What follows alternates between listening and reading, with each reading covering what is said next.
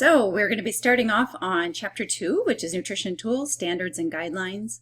I always think of this chapter as being the one that is a bit of an alphabet soup of nutrition, if you will. And I want to give you, I'm not going to go through all the information that's in your textbook. You can read through that and then go through some of the tools in Canvas to get you to help you to learn what's going on here.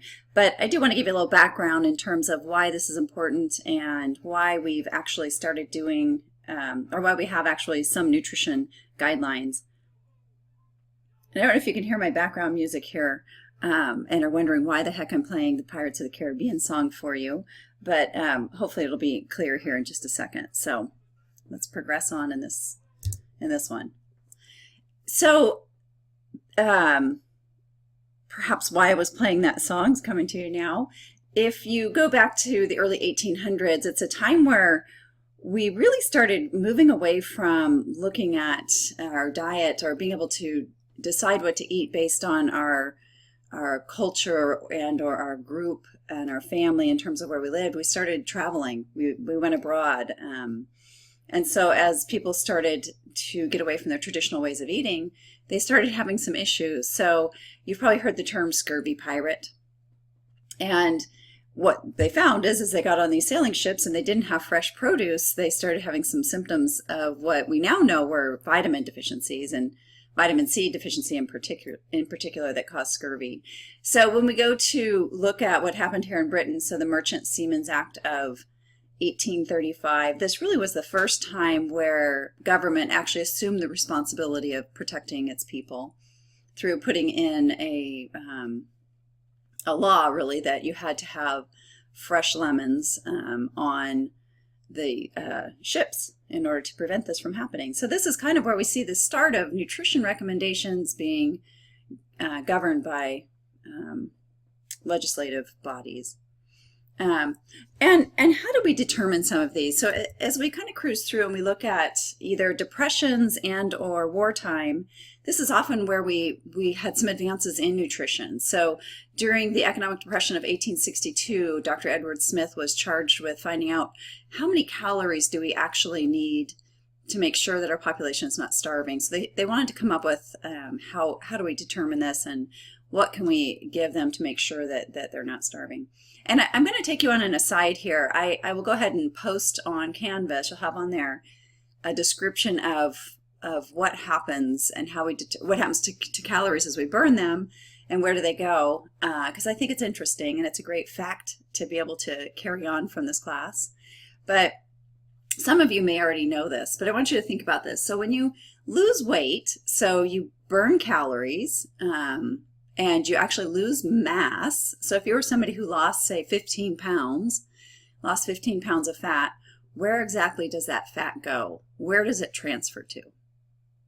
And I'll tell you, as I ask this question, and I can ask this of a variety of groups of people. I've done this with physicians, I've asked nurses, and I oftentimes will ask my college students, and probably what's coming to your mind is it goes to muscle, is what I've heard some people say, which unfortunately fat doesn't ever turn into muscle. Or you lose it through your urine or you lose it through your feces. But as you probably see here on the slide, where fat goes is you actually exhale it. So you burn off that fat, and the basic components of that fat are excreted from your body and CO2. So that's the waste product of the breakdown of fat. So basically you breathe it out. And so early on, this is something that they would do to determine how many calories were required. So you have here the instrument they were using to determine how much CO2 production he was using doing exercise. So this is how Dr. Edward Smith was looking at measurements of how many calories. So how many calories do you think were required? What do you think that was determined to prevent starvation in the 1800s? I'll give you a minute to kind of think about that. Most students are surprised to find his study showed that about 2,800 calories and about 80 grams of protein were required to prevent starvation. And again, remember late 1800s, people were a lot more physically active. I mean, just their daily lives were a lot more physical than what we have today. So the requirements were a little higher. And that may be an overestimate of what perhaps actually they needed to prevent starvation. That's probably what they needed to maintain their current. So we go on into World War I. Again, a lot of research was done here regarding calorie intake to make our soldiers a little bit more efficient. Found that about 70 to 80 grams of protein per day and about 3,000 calories, and a little bit less for women. So during these times we had food rationing going on back at home or here in England so that they could support their soldiers while they're in war.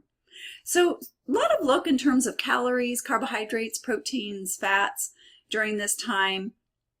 As I alluded to in the beginning, we started looking at foods were protective in some way. They didn't really know that it was vitamin C in these lemons that were preventing the scurvy. So we knew about the energy nutrients, protein, carbs, and fat. But we started seeing, as again we were industrializing and moving away from our traditional ways of eating, that there were some protective factors in food. So early 1900s, we started seeing in our country, a lot of nutrient deficiencies. We didn't know there were nutrient deficiencies, but we had a lot of symptoms that we couldn't put our finger on. We found that certain foods tended to prevent that. So as you're thinking about this, what food should I eat, and how do I know if my diet's adequate? How do I know if I'm getting all my vitamins and minerals? A lot of this information is coming from these earlier studies. So probably one of the most famous individuals, one of the famous nutrition researchers out there was Wilbur Atwater. And the Atwater values are actually what we look at in terms of how many calories there are per gram of protein, how many calories per gram of fat, and how many calories per gram of carbohydrate. So he's the one that did the early research looking at, that we have 4 calories per gram of carbohydrate or 4 calories per gram of protein and 9 calories per gram of fat. He did all that research that was looking at these different foods and determining the caloric value of that. I put this little quote up here because I find this kind of interesting. Basically, he was commenting back in 1900 that unless care is exercised in selecting food, a diet may result, which is one-sided or badly balanced. That is, one in which fat or fuel ingredients, carbohydrate and fat, are provided in excess. And the evils of overeating may not be felt at once, but sooner or later they are sure to appear, perhaps in an excessive amount of fatty tissue, perhaps in general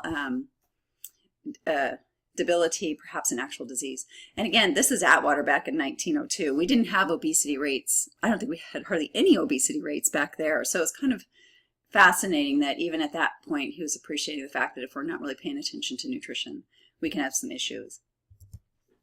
So you'll be reading a lot about the recommended dietary intakes, or what were originally the recommended dietary allowances. And some of the early research, again, was based on a lot of these deficiencies that we were seeing in families, children, and adults. And some of that research came out of this Hazel Stengel, who is amazing to me that she had a PhD in chemistry.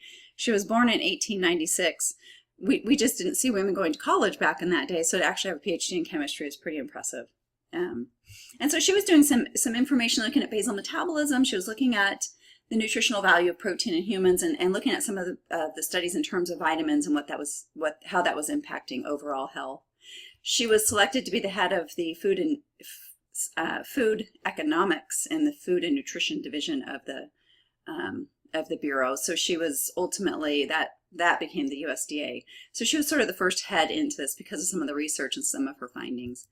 And one of the things she was really looking at was how to design diets that would prevent pellagra.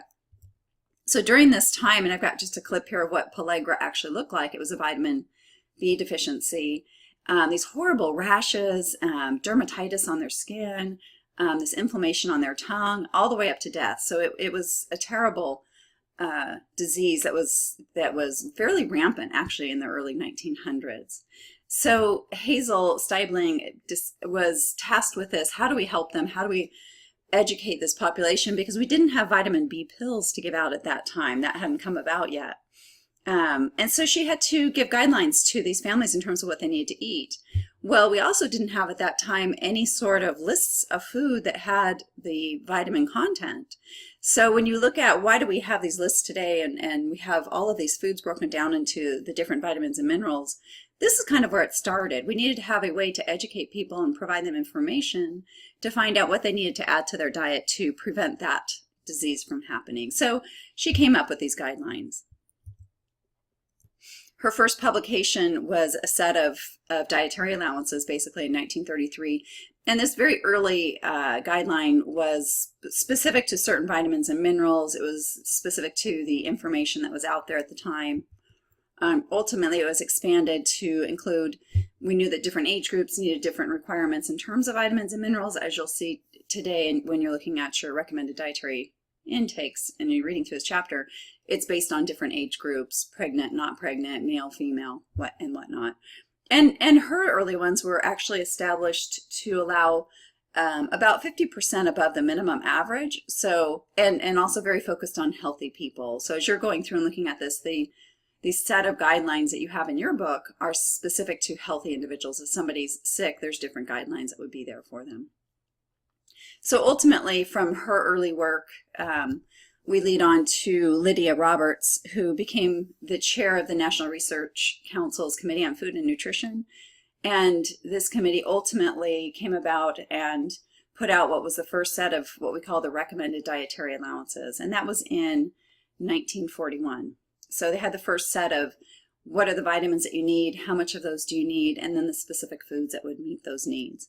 And all of these were set initially to really prevent diseases. Ultimately, what we have today, as you're looking at as you're reading through this, we'll have levels which we call the tolerable upper intake levels, because if a little bit's good, a lot's better in a lot of people's eyes. And so people have tended to now be taking too many vitamins and minerals. So we've kind of shifted from preventing the disease, moved on now into preventing people from overdosing on disease. And as we move along, the other thing that you'll see is we not only have specific values for specific vitamins and minerals, but there's also some guidelines in terms of what types of foods should we put together. So this was some of that early National Research Council Committee on Food and Nutrition. These were some of the early guidelines in terms of putting food into groups and trying to group them into categories that would somewhat make sense. So you can see here you've got the bodybuilding foods, which would be over here in group 1, which are going to be some of your more protein-based foods. The energy foods, so foods that would give you a lot more calories and would give you energy, would be a little longer lasting. And then over here into the protective foods, which is kind of interesting. Back in the day, we saw a lot of rickets, which is why you're seeing milk and butter and cheese, which are very high in vitamin D. Liver, which is very high in vitamin D. On over into some of your whole grains and fruits and vegetables over here. So the recommendation was to eat something from each group every day. But as you look at these early food charts, kind of interesting to see where we're at today. So this is sort of where we started. These were protective foods, and we've moved on into where we are today. So I hope you enjoy kind of reading through and looking at some of the alphabet soup. Sometimes these introductory chapters, these first couple of weeks, it's a lot of just background information in terms of why nutrition science is where it's at, and where you can go to find some of the specifics on nutrition. So